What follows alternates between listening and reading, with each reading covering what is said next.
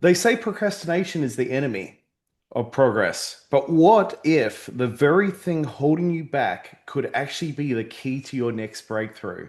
Today's guest has built his brand on helping people turn delays, doubts, and distractions into discipline, profit, and freedom.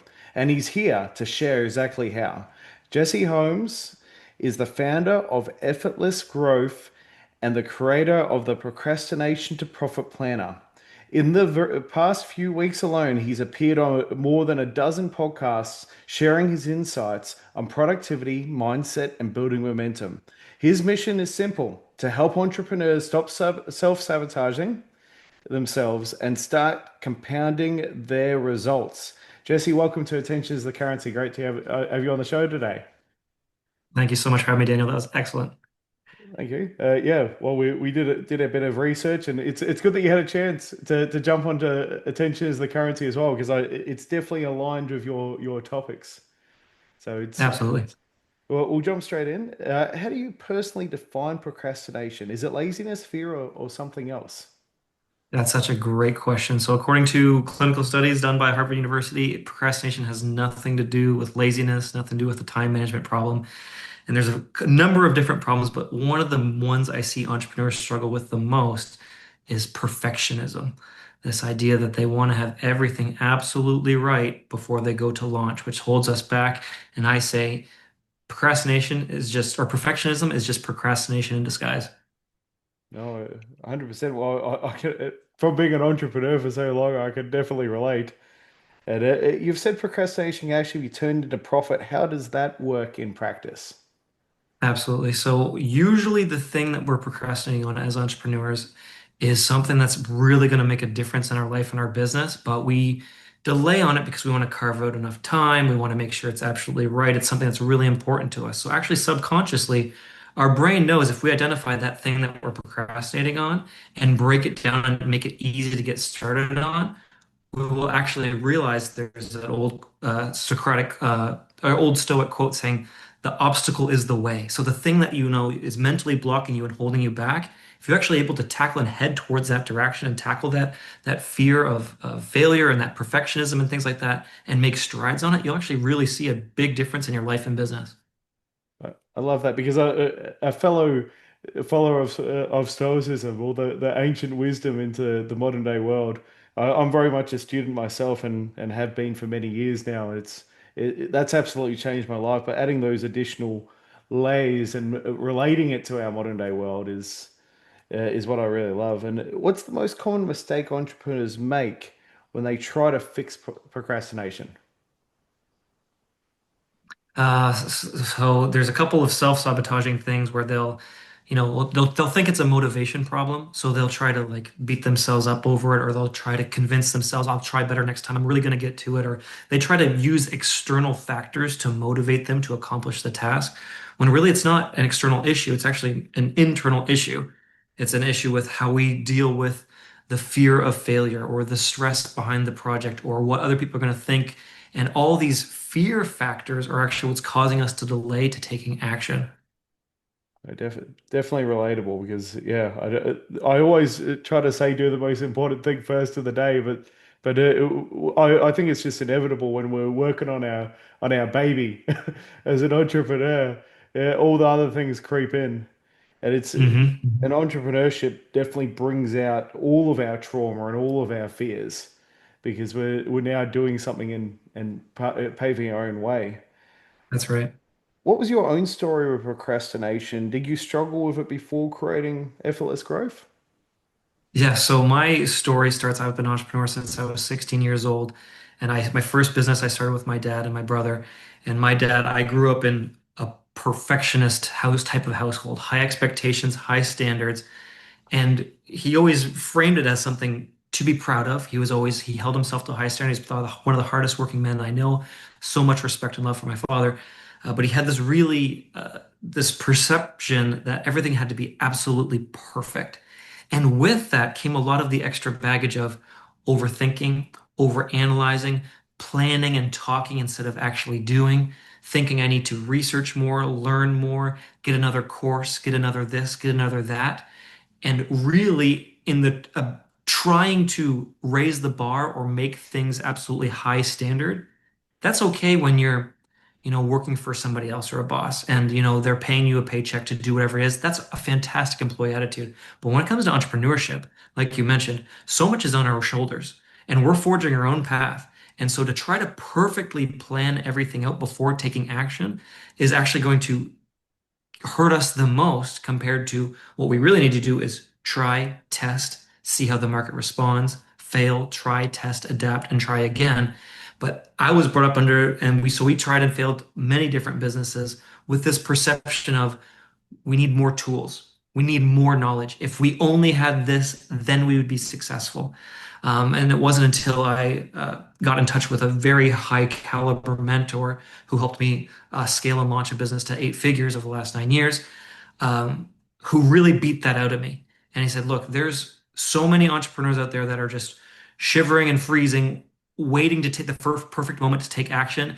And he said, here am I. I'm getting out there. I'm kicking butt. I'm taking names. I don't see failure as failure. I learn from it. I adapt from it. Failure is my mentor and guide. I just test, try, and fail and move forward. I love that. I remember I had a friend that I always wondered what his secret was. He was back in the early days of being when I was really focusing on the web development side of my business. My friend had a web development business as well. He had no website. He's a web developer, not trying to sell websites, and he would just talk to anyone. And he Yeah, always said to me, "This cash flow, this cash flow, this closed deals, this closed deals." And I said, well, what if they say to you, do you have a website? You say, well, no, I'm too busy with my clients' websites. And then I just keep following up with them and offer them value. I think it's really, yeah, the absolute core of, well, cash flow is king. If you don't have cash, you don't have a business. that's right. That's right. And then my mentor really helped me figure, say, hey, focus on the cash generating activities first, and then all the additional things can come later. But if we're getting bogged down in making sure this is perfect and that's right and that's all in place before focusing on the revenue generating things, we got the cart before the horse.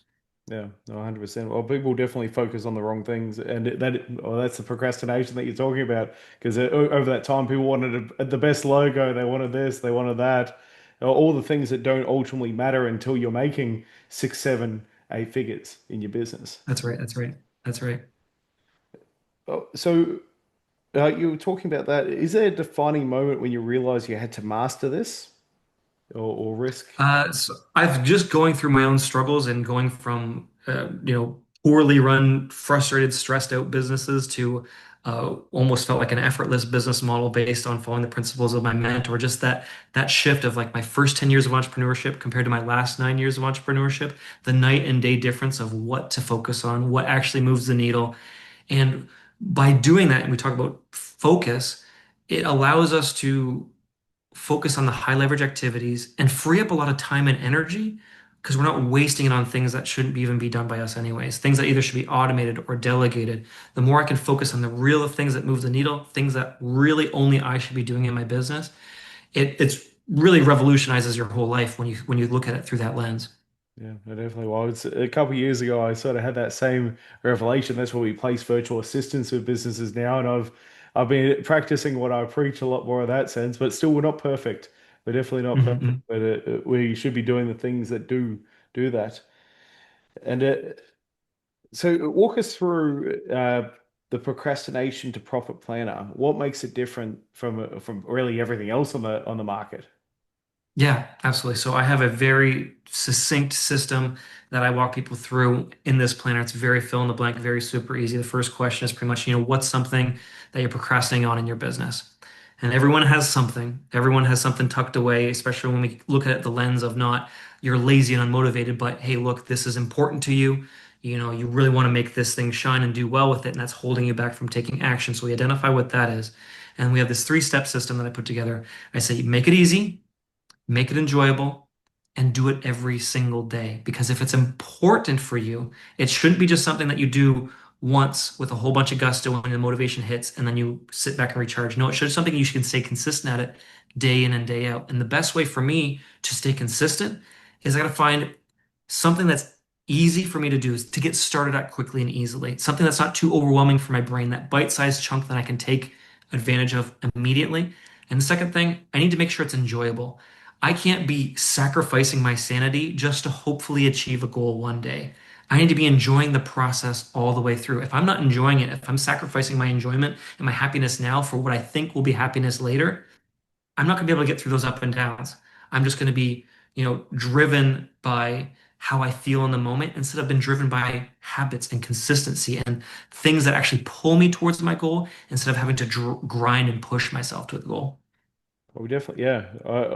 It's so relatable for because well, I know from clients that just start, stop, and you definitely and I've done a lot of things through my work that I haven't loved. I've absolutely hated certain Mhm. things, and just because you can do it doesn't mean you should. That's Is right. always something that I well, it's something that I try to practice now. So, how do you start moving people from that overthinking into consistent action? Yeah, so what I do is I try to make it as absolutely easy as possible to get started. And I ask people, what is the least amount of time or energy that you could spend on this thing enjoyably every single day without burning out? Meaning, how can I look at this for the long term? So when it's just getting started, it might be 5 minutes, 10 minutes, something super, super simple and easy to get that focus in and narrowed in on. That's easy. And then the second part is making sure that you enjoy it and something that you can do day in and day out without burning out. Because, like I said, ups and downs are going to come. Not everything is all roses and rainbows. There's going to be troubling times. And if I can't stay consistent through the downs and through the ups, I'm really not going to have predictable growth. I'm only going to have growth when I feel like it. And that's a big problem for entrepreneurs because then you go through these feast and famine things where you work really hard and then you got to recover. But if I can stay consistent and predictable with my focus and my activities, I can actually see growth not only quicker, but more sustainably over the long term because I'm not doing it just for a one-time goal. I'm doing it repeatedly, building it as a baseline consistency so that I can actually surpass my goals because I'm doing it day in and day out. I definitely would. Yeah, and I'm sure. Well, everyone's very different in that sense as well. I'm sure you're adapting and taking those bite size depending on what that person That's is right. like. And can you share a client story where somebody completely flipped their results by following your approach? Yeah, absolutely. So this woman lady, I asked the same question. She was a very successful business owner, and so she's like, "I don't struggle with procrastination." I'm like, "Okay, well, let's see." We had the conversation. What's something you're procrastinating on in your business? She says, "You know what?"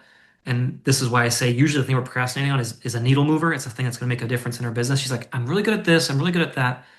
But I knew I really should be working on my ad writing, my Facebook ad writing skills. She's like, it's so important to my business, to the lifeblood of my business. I don't do it or I delay it. I said, okay, what is the least amount of time you can enjoyably spend every single day writing a Facebook ad? She says, oh, I could do, easy an hour, half hour. I'm like, okay, no, can you do that sustainably?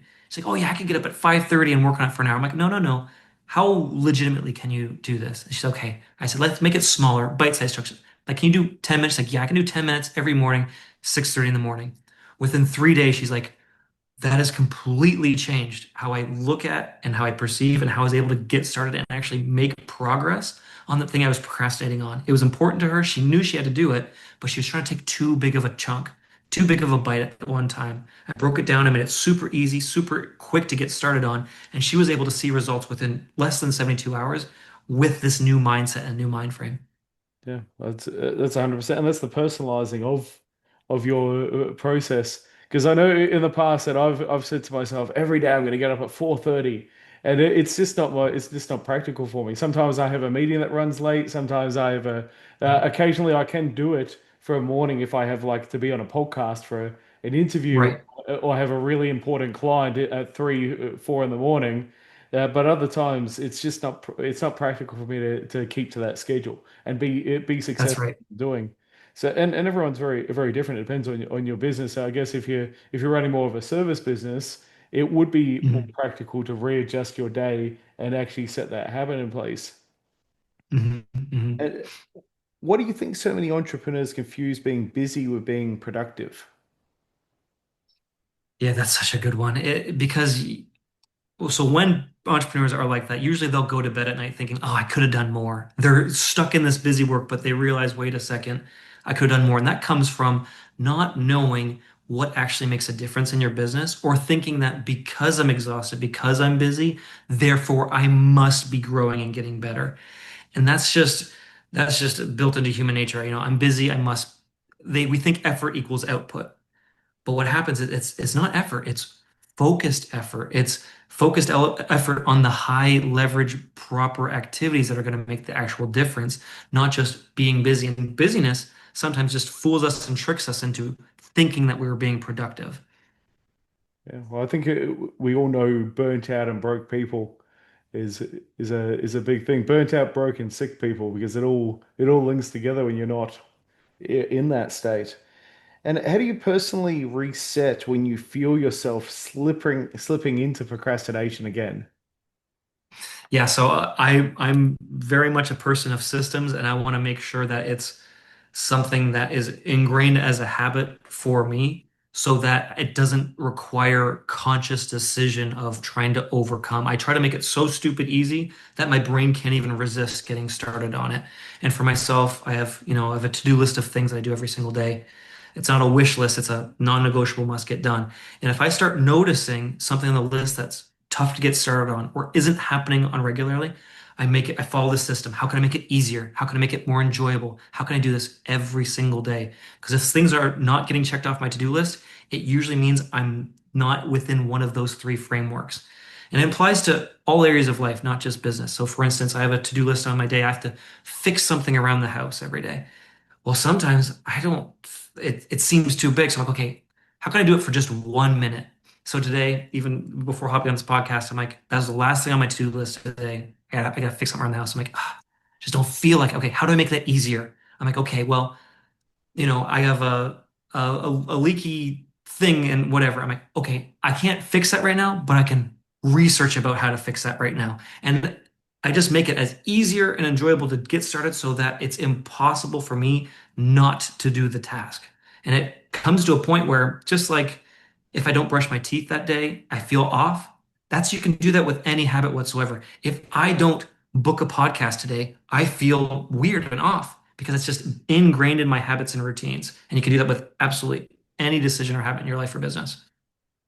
No, that's yeah. Well, that's it. Because and do you have any other weekly rituals or daily that keeps yourself moving forward? Yeah, absolutely. I've been doing this for about 5 years. My to-do list has reorganized, reprioritized, but I'm following pretty much an exact copy of a to-do list that my last iteration was December of 2023, and I still have the same 25 things that I do each and every single day that are in different parts of my life and business, whether it's my relationships with my wife, relationship with my son, uh, fitness goals, hobbies, interests, business goals. All these things are my non-negotiables every single day, and they all follow this pattern. Easy, enjoyable every single day.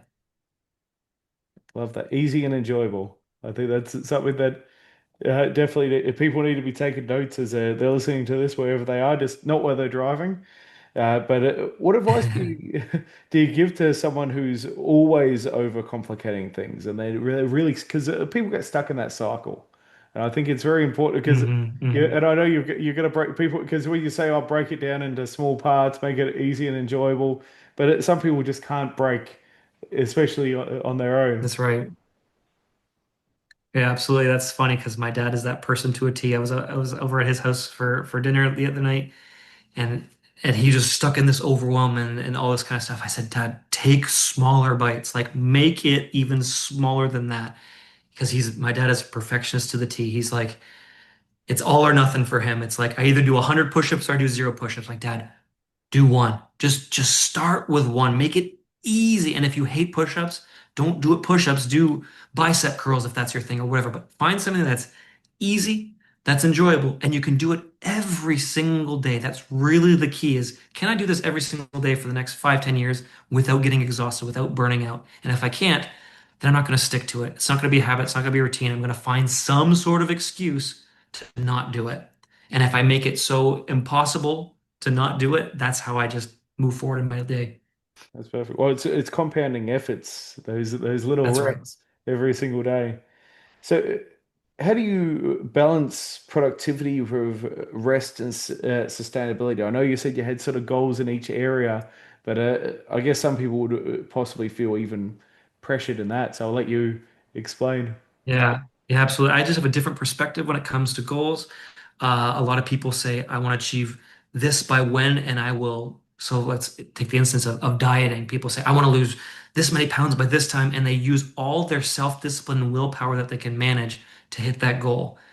And once they do, they fall into their old habits and routines. Why? Because it wasn't a subconscious habitual programming. It was a conscious decision to deny whatever it was to hopefully achieve that goal.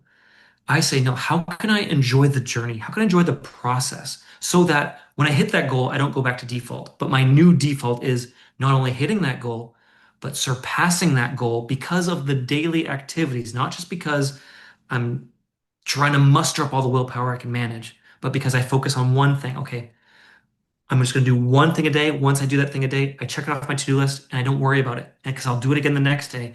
And over time, like in the moment, it might not seem like a lot, but you look back 6 months and you're like, wow, I accomplished so much because I only focused on just that one simple task, one day at a time, instead of trying to grind and push and delay gratification. And if you strip back everything, what's the single most powerful habit for growth?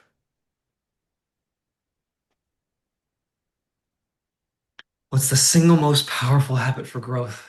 That is such a fantastic question. In my opinion, is consistency. Like being able to know how to become consistent. Because if you are consistent and you can do something, it pretty much just means you never give up. If you can never give up on something, you will succeed. Like you only won't succeed as if you quit. And if I'm consistent, meaning for me, consistency means every single day. If I can do something repeatedly every single day, you cannot help but grow. It will be impossible for you not to grow. If I do one push-up a day for the next 10 years, it will be impossible for me not to become stronger. And not only that, it'll become so easy that it'll become a point where I'm like, wait, I can do more than one push-up. And then two push-ups will feel effortlessly. And then three push-ups will see effortless just because I focused in on that one thing of being consistent, again, with the easy, enjoyable every single day. That's amazing. Or you tied it all in into the one word. It's perfect. But we're heading for our signature close question now. So Jesse, if attention is the currency, what should people stop wasting it on, or what should they start investing it in? Oh my goodness, that's such a good question. I think they should start focusing on how can is sustainability. Is the thing that I'm focusing on going to burn me? Is this something that I can sustain, that I can continually do, or is it going to burn me out? Is this just is this reactive or is this proactive? I think all the focus and attention should be on proactive activities, not reactive activities, not putting out fires, not reacting to whatever social media or the news or the whatever, is being proactive. Focus on that one little step, that one small step that you can take every single day that would take you one step closer to where you want to be on purpose, proactively, not reactively. That's perfect. And you've got a very consistent message. So it's very consistent. We can tell that Jesse practices what he preaches. And Jesse Holmes is living proof that procrastination doesn't have to be the end of the story.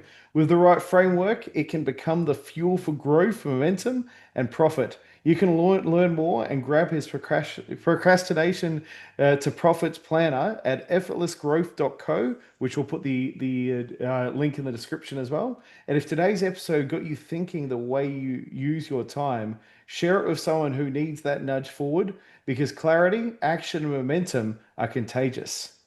And we'll see you all in the next episode. Thank you again, Jesse, for joining us. Thanks so much for having me, Daniel. I appreciate it.